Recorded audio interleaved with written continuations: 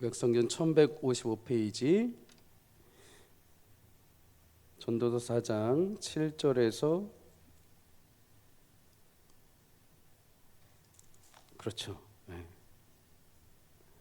7절에서 12절 우리 함께 합독하겠습니다. 내가 또 다시 해 아래에서 헛된 것을 보았도다.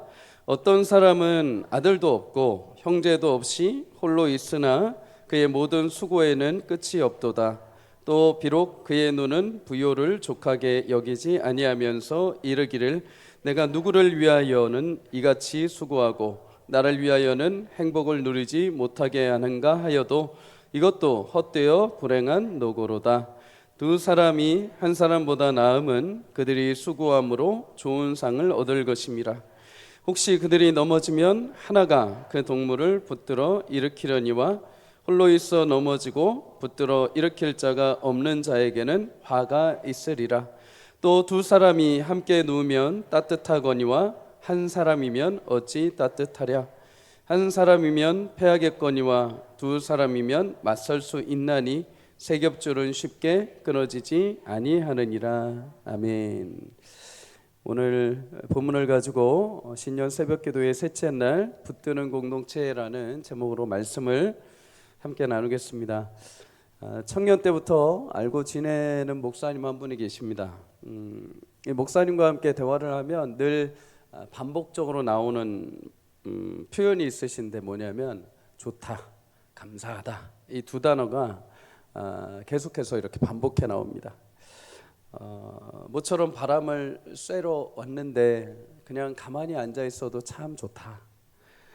이렇게 맛있는 음식을 먹으니 참 감사하네. 모여서 나는 성도들하고 이렇게 차 마시는 것도 참 좋더라. 항상 이렇게 감사하다, 좋다, 이런 고백들을 종종 하시곤 합니다. 늘 그렇게 부는 바람만도 또 누군가와 함께하는 것만으로도 그냥 좋고 감사하다. 그런데 가만히 생각해 보면은 그게 맞는 것 같습니다.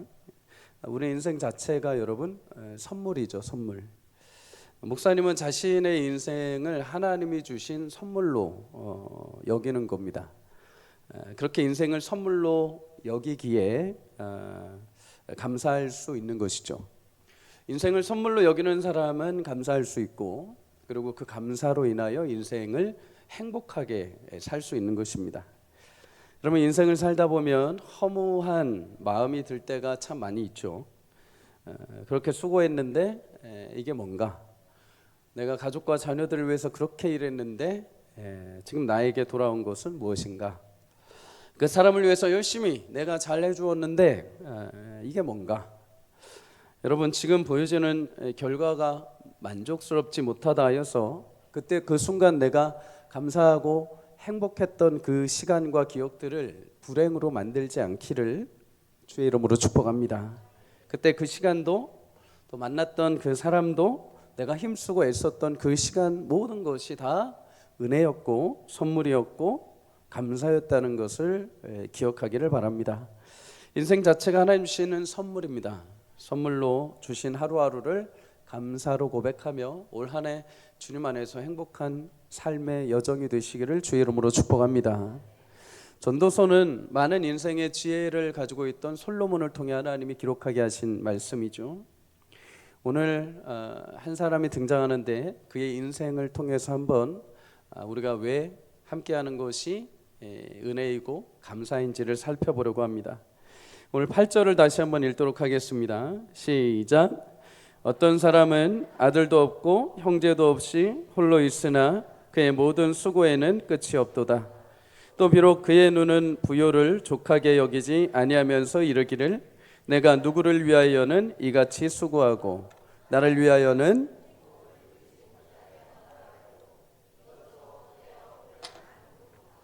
아멘. 한 사람이 등장합니다.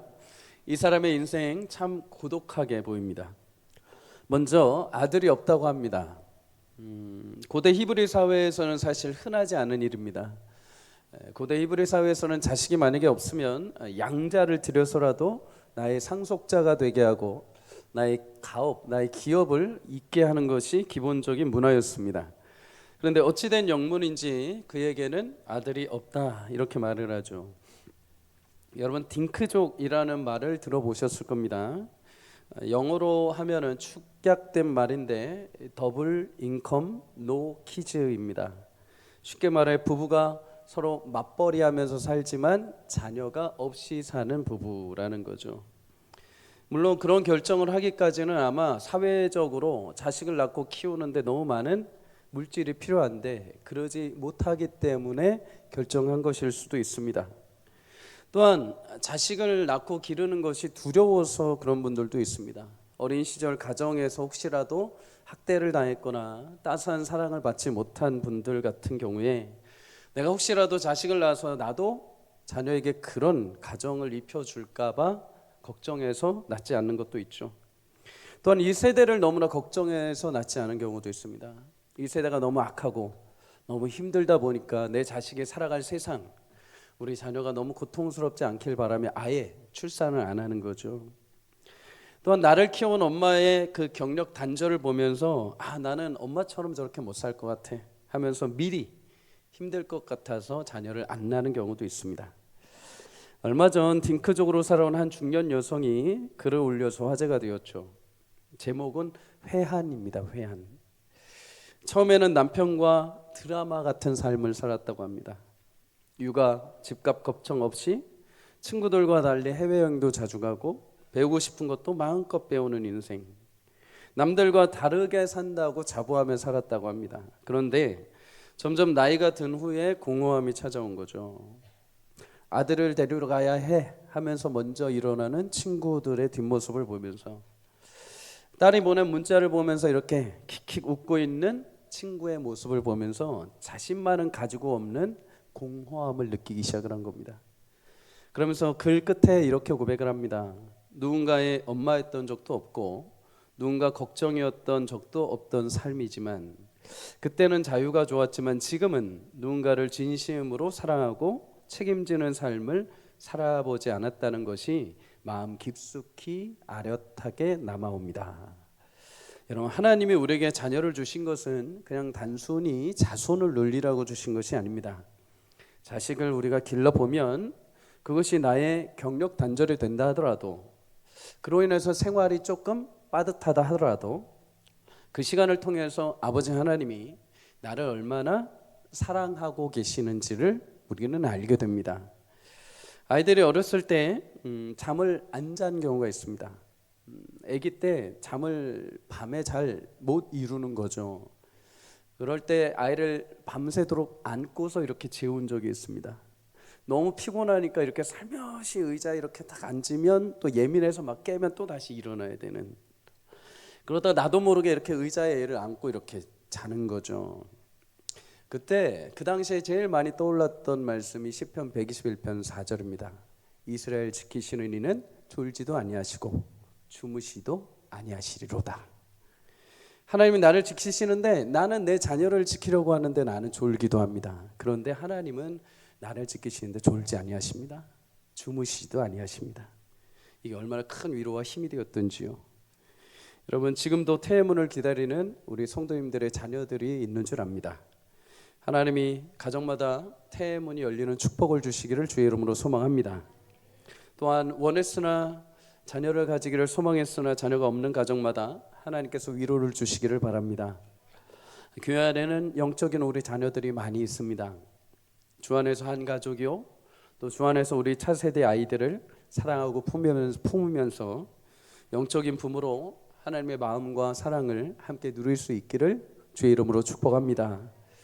오늘 본문에 등장하는 이 사람에게는 자녀가 없었다라고 합니다. 그런데 여기서 끝이 아닙니다. 형제도 없었다. 형제들이 먼저 죽었는지 아니면 홀로 독자로 태어난지 모르지만은 친형제도 없었다. 여기서 끝이 아니죠. 마지막으로 그는 홀로였다라고 말합니다. 자식도 형제도 배우자도 또 자신의 옆에서 도와줄 동료도 없는 사람. 말 그대로 외롭고 고독한 삶을 살아온 사람입니다. 그러면 이런 고독한 상황에서 그가 할 수 있는 것이 무엇이었는가? 열심히 일을 해서 재물을 버는 것입니다. 그렇게 하면 내 안에 있는 공허함이 채워질 줄 알았습니다. 그런데 열심히 일하고 물질을 많이 모아도 이 빈 마음이 채워지질 않는 겁니다. 그리고 문득 어느 날 이 사람도 회한을 하기 시작을 합니다. 나는 도대체 누구인가? 내가 무엇을 위해 이같이 수고했는가? 이렇게 수고하면서 나는 왜 정작 행복을 누리지 못하는가? 이 모든 것이 다 무익한 수고로다. 여러분, 우리는 지난 주일부터 계속해서 혼자서는 채워질 수 없는 존재라는 것을 말씀으로 함께 계속 나누고 있습니다. 하나님은 우리가 혼자 있지 않고 함께 있는 것을 좋아하십니다. 하나님과 인격적인 만남을 나누는 존재로, 그리고 하나님의 형상과 모양으로 창조된 나의 가족, 나의 자녀, 우리의 성도들과 함께 교제함을 통하여 하나님이 허락하신 그 인생의 시간 동안에 참된 의미와 행복을 누릴 수 있도록 우리를 관계적인 존재로 만들어 주셨습니다. 그런데 요즘 사단이 이런 하나님의 계획에 대해서 굉장히 교묘하게 아주 깨뜨리려고 노력과 시도를 하죠. 혼밥, 혼술, 혼영, 그 중에서 혼신이 제일 위험합니다. 뭘까요? 혼자 신앙생활하는 거예요. 여러분, 혼자 사는 것을 굉장히 이 시대는 유행처럼 만듭니다. 문화처럼 만들고 멋진 것처럼 만듭니다. 나이스하게 보이는 것처럼 만듭니다.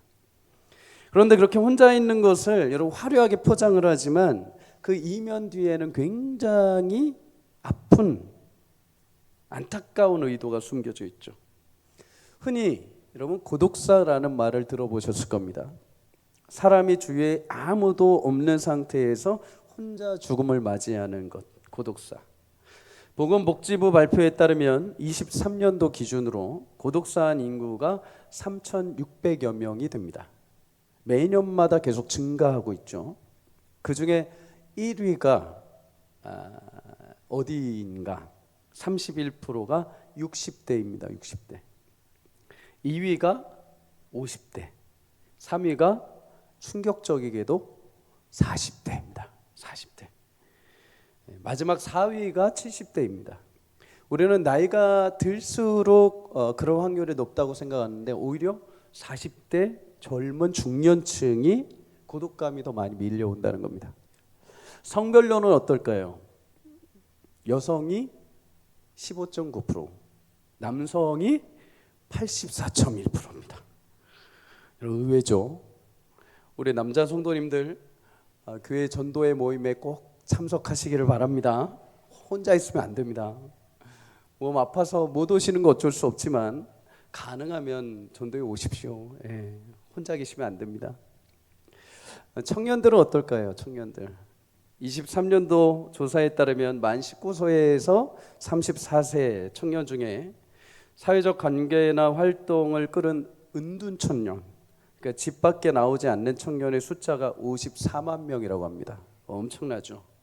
일반 청년 중에 5.4%, 경쟁 과열, 취업 실패, 직장 내 과도한 스트레스로 인한 무력감.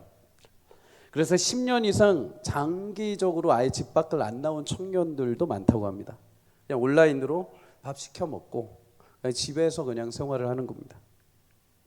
얼마나 외롭고 힘들겠습니까?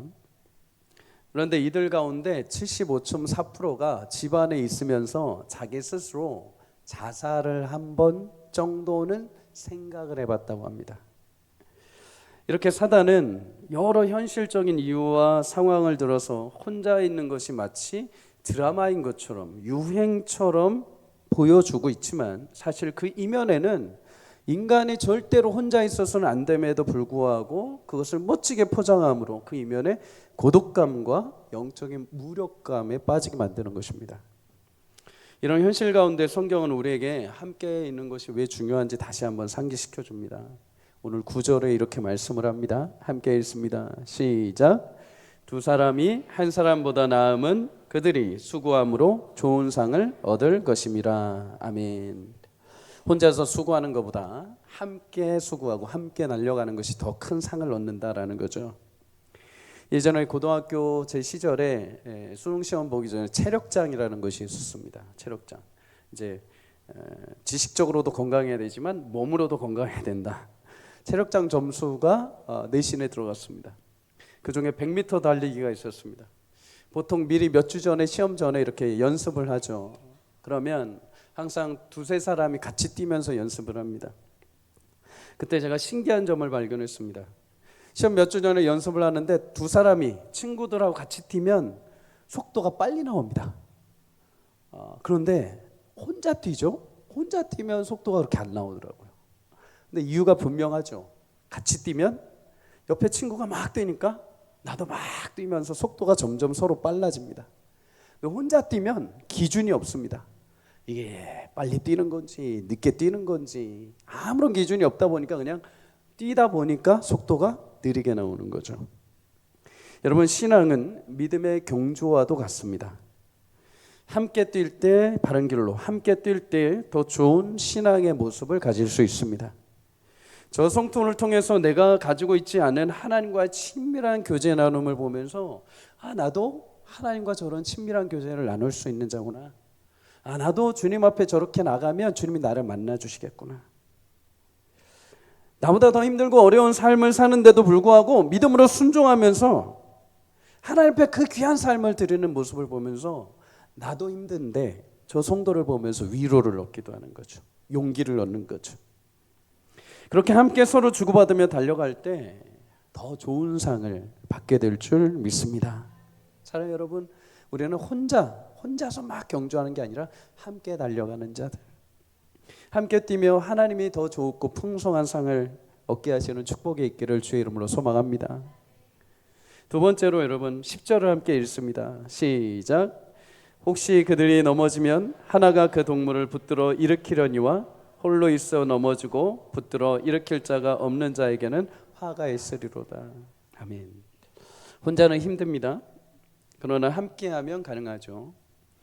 어제 함께 말씀을 나눈 것처럼 아말렉과 전투 시에 모세는 혼자 싸우지 않았습니다. 여호수아가 앞장서 칼을 들었고 아론과 홀이 좌우에서 손을 붙들어 주어서 하나님께 간구하는 그 기도의 시간을 지킬 수 있었죠. 다윗은 어떨까요? 다윗도 처음에 기름 부음을 받고 가장 위태로운 시기, 사울 왕으로부터 핍박을 받았던 그 초에 사울 왕의 아들이었던 요나단, 나와는 전혀 핏줄도 맺혀지지 않았고 오히려 대적의 아들이었던 그 요나단이 정말로 다윗을 사랑함으로 다윗의 여러 가지 어려움과 환경을 다 말해주고 그에게 용기를 보듬어 주므로 다윗이 힘들고 어려웠던 시기를 꿋꿋하게 이겨낼 수 있었죠. 소돔과 고모라라는 타락한 성읍에 살면서 믿음의 상처를 받았던 롯, 그에게는 믿음의 신실한 사촌이었던 아브라함이 있었습니다. 아브라함의 간구와 기도를 통하여 그는 심판을 받을 땅에서 건짐을 받을 수 있었죠. 사도 바울은 이방의 사도로 세워지기 이전에 먼저 그를 불러주는 사람이 있습니다. 하나님도 그를 부르셨지만 그 하나님의 부름을 받고 자신의 고향에서 10여 년 동안의 무명으로 사명을 감당할 때 바나바라는 믿음의 동역자를 통해서 부름을 받고 바나바가 함께함으로 그의 위대한 사역의 여정이 시작이 되었습니다. 아프리카 속담에 이런 속담이 있습니다. 빨리 가려면 혼자 가고 멀리 가려면 함께 가라. 신앙생활은 단거리가 아닙니다. 긴 마라톤과 같습니다. 마라톤과 같은 신앙의 경주를 하다 보면은 무너지고 실패할 때도 있습니다. 실수할 수도 있죠. 그럴 때마다 옆에 있는 성도가 나를 붙들어주고 일으켜 세워주면 다시 달려갈 수 있습니다. 또 내가 내 옆에서 넘어진 성도를 붙들어 일으켜주면은 함께 달려갈 수 있고 그도 끝까지 믿음으로 완주할 수 있죠. 그것이 바로 교회 공동체이고 우리의 소그룹입니다. 그러니 사랑하는 여러분, 목자들이 여러분에게 카톡을 보내고 교회에서 이렇게 연락이 가면 그거 싫다고 귀찮다고 차단하지 않기를 바랍니다. 그 문자 하나가, 그 연락 한 번이 여러분을 살리기 위한 하나님의 손길임을 꼭 기억하시기를 축복합니다. 영적으로 힘든 것은 없는지 지금 방황하고 있지는 않은지, 지금 혹시 같이 기도해야 될 기도 제목은 없는지 그렇게 돌보는 거죠. 무너져 있지는 않은지, 다른 길을 가고 있지는 않은지 함께 계속 가자고 격려하고 돌보는 것입니다. 지난 8월에도 말씀을 드렸습니다. 교회 성도님 자녀 중에 어린 아이 하나가 응급실에 실려갈 정도로 응급 상황이었습니다. 그때 긴급으로 문자를 받고 도고기도 팀에 쫙 연락을 하고 교육자들 함께 기도하고, 근데 놀랍죠. 의사도 막 어떻게 해야 될지 모르는 상황에서 바로 다음 날 아이가 신기하게도 의사도 놀랄 정도로 회복되었습니다. 하나님의 역사인 줄 믿습니다. 이 일로 인해서 아이의 엄마도 하나님의 역사하심을 체험하고 교회 공동체가 얼마나 큰 힘이 되고 위로가 되는지를 실제로 경험을 했습니다. 그런데 이때 교회 공동체가 잘 연결되어 있지 않아서 끊어져 있었다면, 함께 기도하지도 못했다면 얼마나 안타까웠겠습니까? 여러분, 교회 공동체 그리고 소그룹은 하나님이 나에게 주신 선물과 같은 곳임을 꼭 기억하시기를 축복합니다. 신앙생활은 영적 전쟁입니다. 함께 할 때 살게 됩니다. 함께 모이고 함께 나누고 함께 기도할 때 내 힘으로는, 내 생각으로는 불가능할 것 같았지만 하나님께서 그 공동체를 통하여서 하나님의 은혜를, 하나님의 응답을 채워주시는 귀한 축복을 맛보기를 주의 이름으로 소망합니다. 마지막으로 11절과 12절을 함께 읽습니다. 시작. 또 두 사람이 함께 누우면 따뜻하거니와 한 사람이면 어찌 따뜻하랴. 한 사람이면 패하겠거니와 두 사람이면 맞설 수 있나니 세 겹줄은 쉽게 끊어지지 아니하느니라. 아멘. 당시 이스라엘은 집을 지어서 이렇게 잠을 자도 겨울밤에는 안에서 이렇게 불을 피우지만은 실내 공기가 그렇게 따뜻해지지 않았습니다. 혼자 자기엔 굉장히 추운 집이죠. 그래서 보통 같이 누워서, 다윗도 나이가 들었을 때 그 온몸에 한기가 들어서 여인을 데려다가 그 추위를, 자신의 온몸의 추위를 따뜻하게 데폈다라고 성경이 말하죠. 한 사람이 치열하게 영적인 전쟁을 모두 막아내기란 참 쉽지 않습니다. 그러나 함께 모이면 따뜻하게 되는 것이죠. 찰스 스펄전 목사님에게 어떤 젊은 청년이 와서 이렇게 물었다고 하죠. 왜 목사님 우리가 함께 모여야 됩니까? 왜 목사님 우리가 함께 모여서 나눔을 해야 됩니까? 그때 스펄전 목사님은 아무 말도 하지 않고 숯불에 있던 숯 하나를 이렇게 딱 꺼내가지고 찬 겨울바닥에 이렇게 딱 놨습니다. 그리고 시간이 지나자마자 그 숯덩이 하나가 금세 식어버렸습니다. 근데 이 숯을 갖다가 다시 숯불 속에 집어넣으니 다시 불이 타기 시작했죠. 청년이 그걸 보고 아무 말도 하지 않고 그냥 돌아갔습니다. 함께 있을 때 타오를 수 있습니다. 함께 기도할 때 하나님의 성령의 은혜가 활활 타오르게 될 줄 믿습니다. 제가 미처 사진은 준비하지 못했지만 북극 황제 펭귄, 예전에도 한번 말씀드렸습니다. 여러분, 북극 황제 펭귄이라고 해서 추위를 그냥 모두 감당할 수 있는 정도가 아닙니다. 얼마나 추운지요. 근데 이 북극 황제 펭귄이 사람이 훈련시키지도 않았는데 자기들끼리 이렇게 둥그렇게 모입니다. 일명 허들링이라고 하죠. 이렇게 둥그렇게 수백 마리가 이렇게 싹 감싸고 있습니다. 그러면 이 안에 있는 펭귄은 따뜻하죠. 밖에 있는 펭귄은 춥겠죠. 그래서 시간이 지나면 서로 이렇게 몸을 돌립니다. 몸을 돌리면서 밖에 있던 펭귄들이 안으로 들어옵니다. 안에 있던 펭귄들이 조금씩 밖으로 나가면서 서로 위치를 바꾸면서 추운 겨울을 지나가게 되는 거죠. 하나님 말씀하신 대로 북극 황제 펭귄이 그렇게 살아가고 있는 것입니다. 여러분, 함께 동역하는 믿음의 성도와 공동체가 있다면 아무리 영적인 추위가 몰려와도 따뜻하게 그 추위를 이겨내게 될 줄 믿습니다. 특별히 12절에 세 겹줄이라고 말합니다. 말 그대로 세 줄로 만든 밧줄은 쉽게 끊어지지 않는다는 거죠. 하나님도 우리에게 든든한 세 겹줄을 주셨습니다. 나의 가정, 나의 교회, 그리고 교회 안의 소그룹입니다. 영적인 추위와 여러 영적인 도전 속에서 나를 가장 안전하게 지탱해 줄 수 있도록 하나님이 주신 선물과도 같은 것입니다. 이 세 겹줄을 늘 든든히 붙들 수 있기를 주의 이름으로 축복합니다. 미국 캘리포니아 북부에 가면 레드우드라는 국립공원이 있습니다. 이 공원에 가면 레드우드라는 나무, 거대한 나무가 굉장히 많이 있죠. 엄청나게 큰 숲을 이루고 있습니다. 평균 이 나무들의 높이가 70m, 큰 거는 110m까지 자란다고 합니다. 남자 성인이 이 나무를 보통 이렇게 감싸려면 한 10명 정도가 손을 잡고 이렇게 감싸야 되는 그 정도로 엄청나게 큰 나무이죠. 사진을 한번 띄워 주십시오. 엄청나죠. 차가 지나갈 정도로. 저 아래 아이들이 저렇게 5명이 손을 잡고 있어도 저게 안 됩니다. 엄청나게 큰 나무. 근데 저 나무 중에 수명이 긴 나무는 2000년이 된 게 있다고 합니다. 예수님 태어나실 때 예수님하고 똑같이 태어난 아이입니다. 그런데 이 나무에 단점이 하나 있습니다. 높이가 이렇게 수백 미터 정도 달하면 사실 아래로 뿌리는 2배 이상 내려가야 됩니다. 그래야 나무가 바람에 흔들리지 않을 수 있는 거죠. 그런데 저렇게 높이는 높은데 뿌리는 고작 2m, 3m밖에 안 된다고 합니다. 그러면 바람이 불면 쉽게 넘어갈 수 있죠. 근데 신기하게도 이 나무들이, 레드우드 나무들이 넘어지질 않는다고 합니다. 그 이유를 살펴보니까 놀라운 비결이 있는데, 두 번째 사진을 띄워주십시오. 땅 아래 뿌리들이 서로 얽혀 있는 겁니다. 그냥 내 뿌리만 나만 이러고 2m, 3m 그냥 딱 땅을 밟고 있으면 아마 쉽게 넘어갔을 겁니다. 그런데 이 뿌리가 옆에 나무 뿌리를 잡고 또 그 옆에 나무가 또 옆에 나무 뿌리를 잡고 거대한 숲에 있는 나무들이 서로가 다 촘촘히 연결이 되어 있는 겁니다. 보이진 않지만 땅 아래에서.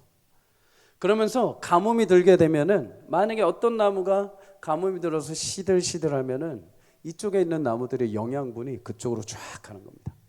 그래서 이 나무를 살려주는 거죠.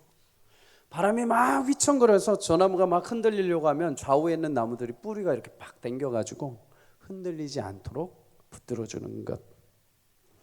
여러분, 시편 133편 1절은 이렇게 말합니다. 보라, 형제가 연합하여 동거함이 어찌 그리 선하고 아름다운고. 아멘. 자, 여러분, 서로 함께 연합할 수 있도록 하나님 만들어 주신 것, 우리 안에 보이지 않지만 서로 안에 예수 그리스도 안에서 하나 되게 하신 이유는 세상의 여러 가지 빙파와 어려움들이 몰아칠 때마다 흔들리지 않도록, 또 무너지지 않도록 서로 안에 하나님의 영적인 끈으로 묶어주신 줄 믿습니다. 그리고 그것을 하나님이 가장 기뻐하시고 아름답게 보시는 거죠. 요즘 얼굴이 잘 안 보이면 문자 한 번이라도 보내보십시오. 너무 바빠서 교회 나오지 못하면 내가 기도하고 있어요 하고 안부라도 한번 이야기하시면 됩니다. 그것도 부담스러워하면은 그냥 맛있는 밥 한 끼 사줄게 하면서 만나서 밥만 사주셔도 됩니다. 그렇게 누군가가 붙들어주면 그 영혼이 쓰러져 가다가도 다시 일어나는 축복을 하나님 주실 줄 믿습니다. 또한 내가 반대로 넘어지려 할 때, 내가 반대로 무너지려 할 때 누군가가 하나님이 그를 통해서 지나가면서 요즘 이렇게 지내주고 계셔요? 요즘 어떠세요? 라는 그 한마디가 순간 하나님의 음성처럼 들려서 여러분을 붙들고 이렇게 세우시는 하나님의 놀라운 축복이 우리 공동체 안에 넘치기를 주의 이름으로 소망합니다. 올 한 해 우리 교회와 소그룹 안에 그렇게 서로 하나님의 은혜 가운데 신앙의 끈으로 붙들어주고 영적인 자양분을 함께 나누어 주어서 모든 세대마다, 모든 가족과 소그룹마다 주님이 굳건하게 거룩한 거목으로 세우시는 놀라운 은혜가 우리 교회 가운데 넘쳐나기를 주의 이름으로 소망합니다.